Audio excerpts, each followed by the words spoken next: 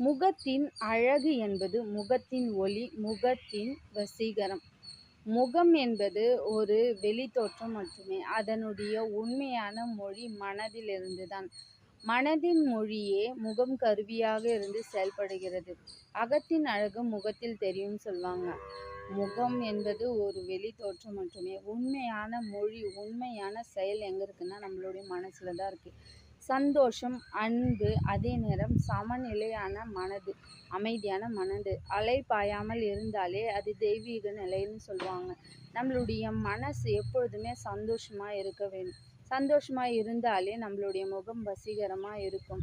இந்த அழகு, இந்த ஆடம்பரம்லாம் சில காலங்கள், சில நேரங்கள் மட்டுமே. எப்பொழுதுமே மனதின் அழகு முகத்தில் வெளிப்படும். மனதை சந்தோஷமா வச்சுட்டு இருந்தீங்கன்னா அழகு ஆட்டோமேட்டிக்காக நம்மளுடைய முகத்தில் வெளிப்படும்.